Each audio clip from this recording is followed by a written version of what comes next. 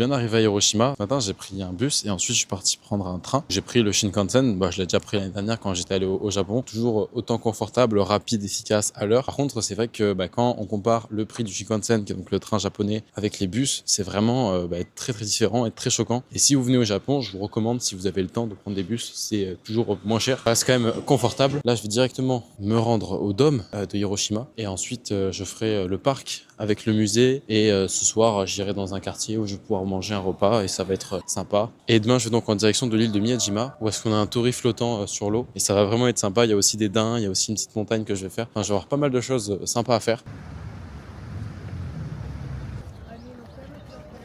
Actuellement, je suis sur le dôme de Hiroshima. C'est vrai que c'est un bâtiment qui est très connu. C'est vraiment ce qui représente Hiroshima. Par contre, c'est très touristique. Mais quand je dis très touristique, c'est que comparé à Nagasaki et comparé à l'île de Kyushu, là, j'ai l'impression d'être dans le Japon que j'ai connu et que j'ai déjà pu visiter auparavant. Un Japon avec quand même pas mal de touristes. Alors, c'est pas dérangeant là actuellement, ça me dérange pas, mais c'est vrai que c'est quand même une destination qui est beaucoup plus connue que le reste, ou du moins à visiter. Et là, en face, on peut voir qu'on a le dôme juste ici. On va se rapprocher. Je vais faire quelques plans et puis après, je vais partir visiter le musée. On se rapproche de plus en plus du dôme. Franchement, je trouve que c'est super propre, super beau. J'ai vraiment l'impression d'être dans un endroit qui a été rebâti et reconstruit. Je pense que la flamme qui doit être ici, c'est un peu comme celle du soldat inconnu qu'on peut retrouver à Paris. J'ai pas du tout d'idée de la signification de cette flamme. Faut que je me renseigne pour savoir le pourquoi du comment, mais ça m'étonnerait pas que ce soit ça. Pour penser aux personnes qui ont dû être décédées ou quelque chose comme ça.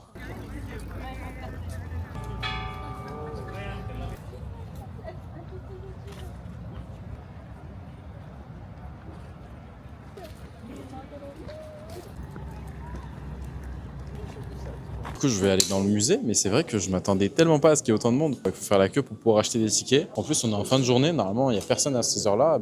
Un peu choqué.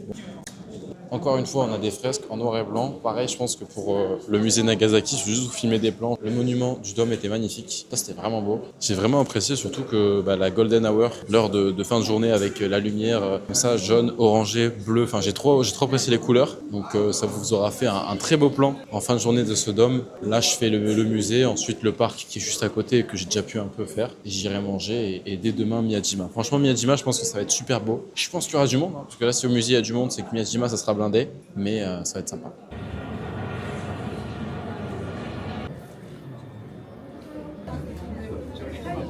J'ai l'impression d'être dans un musée en Chine.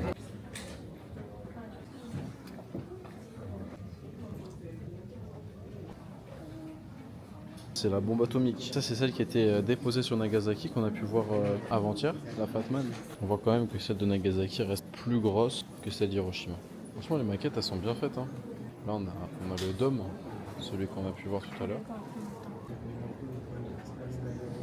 C'est bon, je viens de terminer le musée de Hiroshima. Alors, sincèrement, comme vous avez pu le voir, hein, c'est blindé. C'est le gros souci, c'est que t'es en permanence collé. J'avais l'impression d'être en Chine sur les spots touristiques. C'est-à-dire que tout le temps, il y avait des gens sur le côté. On pouvait pas se poser, analyser une œuvre, regarder. C'était vraiment juste, tu suivais le mouvement et tu pouvais pas profiter. Moi, j'ai pas du tout apprécié ce type-là. Même là, actuellement, je suis en sortie, il fait nuit. Hein. Pour vous dire, il fait nuit, il est 18h. C'est la fin de journée. Et je comprends toujours pas pourquoi il y a autant de monde. En tout cas, comparé à celui de Nagasaki, il était beaucoup plus intéressant à faire. Moi, j'ai préféré. Il y avait plus de choses, c'était mieux. Mais Nagasaki, au moins, j'étais seul. Enfin, j'étais pas seul, mais il y avait très peu de personnes. Je viens de me renseigner un peu sur la ville d'Hiroshima, je savais pas du tout, mais en fait c'est 1,1 million d'habitants, c'est quand même un peu énorme hein, pour le Japon. Au Japon, les îles sont pas si grandes que ça, en soi, on compare par exemple avec la Chine, c'est rien du tout. Mais voilà, 1,1 million d'habitants, c'est beaucoup je trouve pour Hiroshima, donc j'étais pas au courant, parce que les plus grandes villes ça reste Tokyo, Osaka, même Kyoto, c'est une très grande ville en termes d'habitation. En tout cas, le début de la ville de nuit, c'est sympa. Comme d'habitude, hein, c'est vraiment similaire aux autres villes, on a des néons, on a des rues qui sont propres. Là, je vais essayer de trouver un restaurant sympa et puis je vous montre ça une fois que je suis arrivé. Oh, des yakitori, petite brochette et tout. Est-ce que c'est bon? Ça dépend ce que c'est. L'ambiance du restaurant, elle est vraiment bien. On a le chef qui crie, c'est intéressant. On a un petit bar. Il y a les yakitori qui sont en train de griller. Et moi, j'ai jamais mangé de yakitori au Japon, donc ça va être une expérience. Je vais tester.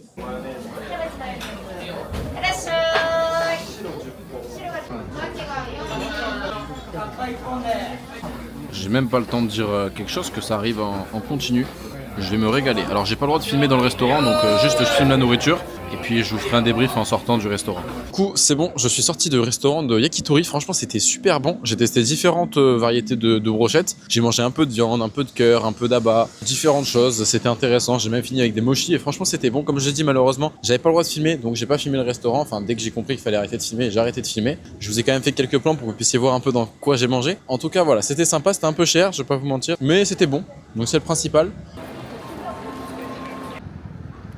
Deuxième journée à Hiroshima. À base, aujourd'hui, j'avais prévu d'aller sur l'île de Miyajima, comme je vous ai expliqué, sauf que j'ai réfléchi un petit peu et je me suis dit, bon, aujourd'hui, on est dimanche. Hier, c'était déjà blindé pour le musée parce que l'île, il y aurait beaucoup de monde. Je me suis dit, demain, on est lundi, il y aura sûrement moins de monde. Donc, je pourrais profiter d'aller sur l'île dès demain. Là, je vais aller visiter le château d'Hiroshima qui est juste derrière moi. Après, j'aurai le jardin traditionnel japonais à aller visiter. Et ensuite, j'aurai un petit temple. Ça sera journée tranquille. Pour le moment, le château a l'air vraiment... Le petit pont en bois, j'aime beaucoup, qui mène sur l'entrée du château. Comme toujours, ça c'est des carpes. Je sais pas comment différencier une carpe koi d'une carpe normale comme d'habitude. Mais en tout cas, ça se voit qu'elle mange bien. Regardez-moi les chiens là. Ils ont des tenues, ils ont des combinaisons, on dirait des astronautes.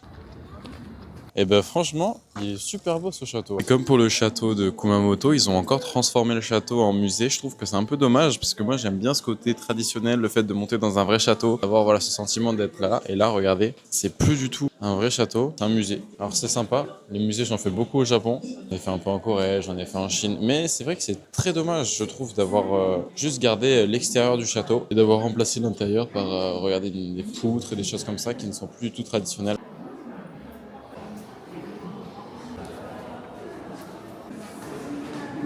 Franchement, j'aime trop. J'aime tellement, c'est magnifique.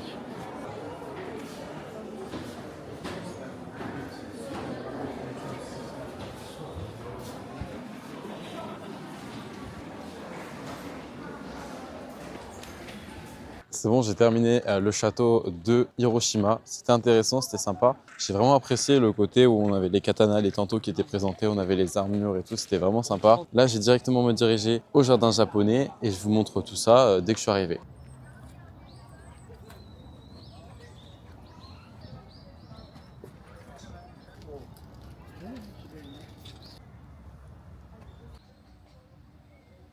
Le jardin est super beau. Là, on a un peu de soleil et puis les nuages sont en train de se dissiper. Donc, on a un ciel légèrement bleu qui arrive. C'est pas le plus beau jardin japonais que j'ai fait, mais il est quand même sympa, il est beau. Je vais continuer la visite de ce jardin japonais et puis on se retrouve à la sortie. Je vais sûrement trouver un restaurant et je vais manger. À chaque fois que je trouve des restos, c'est des restos où il y a personne. Là, je me suis dit, j'avais l'impression que c'est du bœuf wagyu. Au niveau des photos et tout, faut que je demande c'est quoi comme type de bœuf. Et on va voir, mais il y a personne dans le restaurant, donc on va tester ça. Et puis on verra. Je me suis pas trompé, c'est bien un restaurant de bœuf wagyu et c'est pas cher du tout pour la qualité que c'est. Alors, j'ai pas encore goûté, mais elle me dit que c'est bien du bœuf wagyu de Kobe. Donc Kobe, c'est juste à côté en soi. Ce qui est bien, c'est que c'est un resto dans lequel je vais avoir directement de la viande qui va cuire. Donc là, j'ai la plaque de cuisson et moi, j'ai commandé du tokusen spécial lunch. Et vous avez vu, c'est 2500 yens. Donc en soi, c'est vraiment pas cher. S'il y a du vrai bœuf de Kobe, je suis choqué parce que la dernière fois que j'ai mangé du bœuf wagyu, c'était hyper cher à Nara. Donc je vais tester ça. Je vais vous déguster tout ça et je vais vous dire ce que j'en pense. Mais vu la qualité et les photos qui ont l'air vraiment très belles, parce qu'il faut savoir que ce bœuf là je le reconnais aux photos, du moins c'est le seul bœuf que j'ai pu manger quand j'étais au Japon et ça avait cette tête là. Donc je vais tester ça et je vous montre, mais j'ai vraiment hâte. Donc là j'ai vraiment commandé pas mal de choses, au final là je suis là, je pose ma nourriture et ça cuit directement, comme j'avais pu faire en Chine à Chongqing, donc c'est vraiment sympa. J'ai pas besoin de filmer parce qu'en fait il faut que je cuise, dès que ça cuit j'en remets. En tout cas la nourriture elle est incroyable, regardez. Là j'ai le bœuf wagyu, directement je le mets avec le riz. Après je peux aussi prendre directement la salade et franchement c'est vraiment bon. Donc je me régale et je vous montre ça à la fin, mais c'est vrai que là j'ai trop à manger et je mange et j'ai pas le temps de filmer, donc c'est un peu compliqué pour déguster. Franchement le restaurant était super bon. Bon là malheureusement il y a un petit peu de pluie, mais normalement dans un quart d'heure il devrait s'arrêter de pleuvoir. Première pluie que j'ai depuis que je suis au Japon, parce que depuis que je suis là j'ai beaucoup de chance sur la météo, il fait super beau. Je vais prendre un bus en direction d'une montagne et ça va me permettre de pouvoir aller visiter un temple.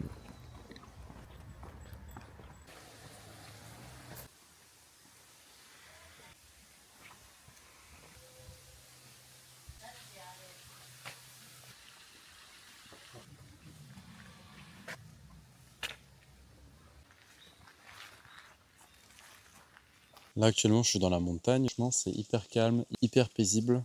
Je me sens vraiment dans la forêt là, c'est super sympa.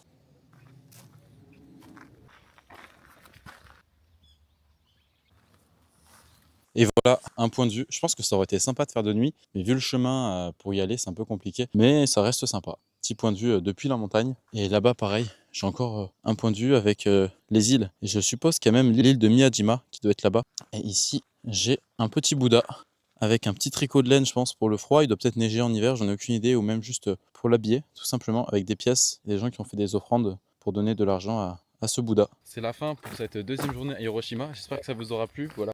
La petite rando, petit point de vue sur la ville. Ça permet toujours de se représenter la ville. On voit quand même que Hiroshima c'est très étendu et très grand, d'où le fait qu'il y a 1,1 million d'habitants. Donc demain j'irai enfin sur l'île de Miyajima, donc j'arrête pas de vous parler depuis le début de cette vidéo. Aujourd'hui voilà, petit changement de programme, je me suis dit que ça allait être plus intéressant d'y aller demain un lundi qu'un dimanche, parce que le monde ça peut vraiment détruire un lieu. Aujourd'hui le lieu que j'ai pu faire c'était pas dans le surtourisme non plus. Donc on se retrouve dès demain pour la dernière journée à Hiroshima, sur l'île de Miyajima. Franchement, c'est super beau. En fait, j'ai totalement loupé la partie la plus intéressante tout à l'heure quand je suis passé. Et puis, il n'y a plus personne. Le temple va bientôt fermer. Il va bientôt faire nuit. Regardez, on a les petites lumières qui s'activent. Donc, ça veut dire qu'il va pas tarder à tomber. Et ce temple, à partir de 17 h, il ferme. Donc, je vais continuer cette visite qui est vraiment sympa.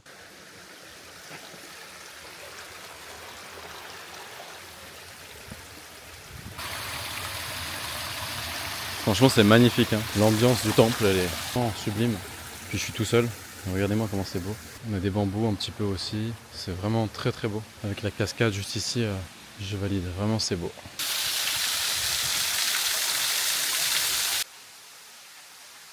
Je vous parlais d'ours tout à l'heure, j'ai pas tort. Comme je l'expliquais tout à l'heure, on est dans une région, il peut y avoir des ours. Et dans cette partie-là, vu qu'on est dans une zone un peu dans la montagne, c'est possible qu'il y ait des ours. De toute façon, moi, ça me perturbe pas, je suis dans un temple, ça m'étonnerait que les ours viennent jusqu'ici. Mais c'est possible et il faut faire attention parce qu'au Japon, il y a des dizaines de morts chaque année à cause d'attaques d'ours qui se rapprochent des villes. Donc je reste quand même attentif, mais c'est vrai que c'est beau. En fait, ça en finit pas, le temple il est immense. J'arrête pas de monter, j'arrête pas d'arriver sur des statues, sur des cascades. C'est très beau et ça fait que monter quoi. Je vais essayer de terminer ça avant qu'il fasse nuit et avant que le temple ferme.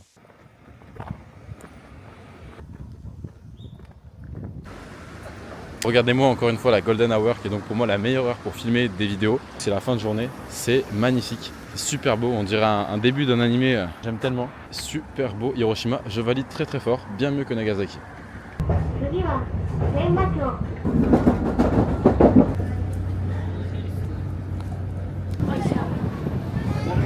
Là actuellement j'ai pas mal de vent, je pars en direction de l'île de Miyajima. Et voilà le fameux torii.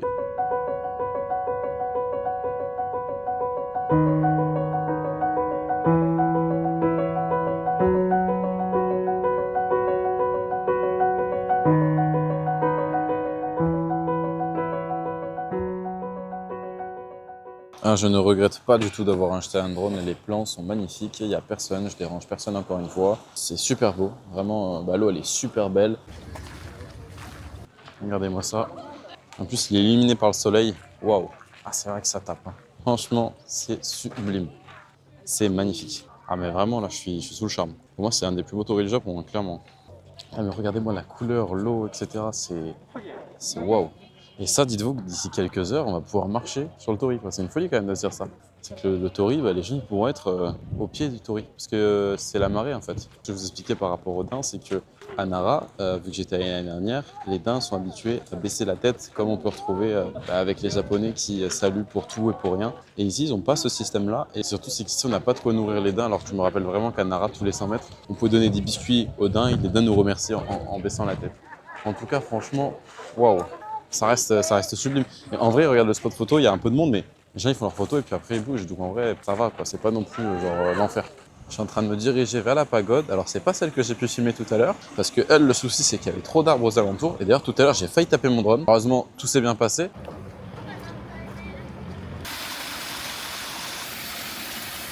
Regardez-moi ça, comment c'est super beau. Je suis tout seul quoi, c'est magnifique.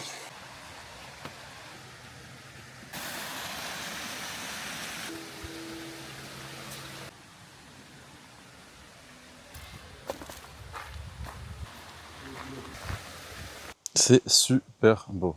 Là, Mont Mycène, c'est donc le haut de la montagne, 1,8 km. C'est vraiment très beau le chemin. On arrive bientôt au sommet. Vraiment, c'est sympa, hein. Petit point de vue. Et là-bas, on a encore des îles à ce niveau-là. J'ai marqué quoi sur le... Hasard, depuis le début, je suis tout seul, il n'y a personne. Hein. De temps en temps, il y a quelques personnes. C'est le moment où je filme un torii. Il y avait des Français du coup qui ont parlé, donc vous les avez entendus sur le plan, c'est pas grave. Je continue à monter, je suis bientôt arrivé. À vidéo, il me reste quelques centaines de mètres.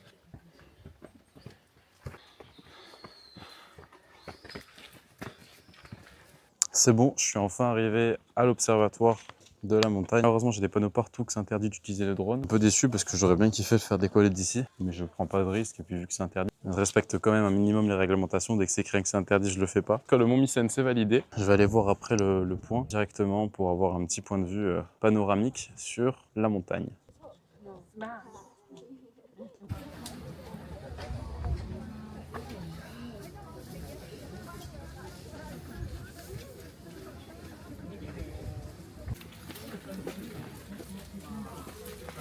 Bon bah écoutez, c'est fait, j'ai vu le point de vue, en vrai c'était sympa, mais je regrette vraiment de ne pas avoir pris à manger, parce que si j'avais pris dans un combini ou quoi, un petit sandwich, un bento, je ne sais quoi, ça aurait été sympa. Bah c'est pas grave, du coup je vais redescendre, je mangerai en bas, ou alors je vais directement prendre le ferry.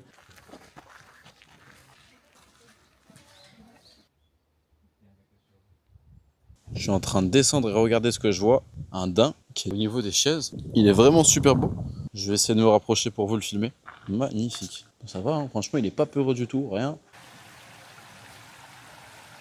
Bon bah du coup là je vais directement rentrer à mon hôtel et finaliser ma journée. Logiquement le Tori, je l'ai pas vu là, il est sur le côté gauche. Il devrait être dans le sable, je ne sais pas si c'est le cas. Et voilà, c'est ce dont je vous expliquais, le fait qu'il n'y a plus d'eau. Il y avait de l'eau juste avant et maintenant l'eau est finie. Et on a donc les gens qui sont au niveau de l'eau avec le Tori.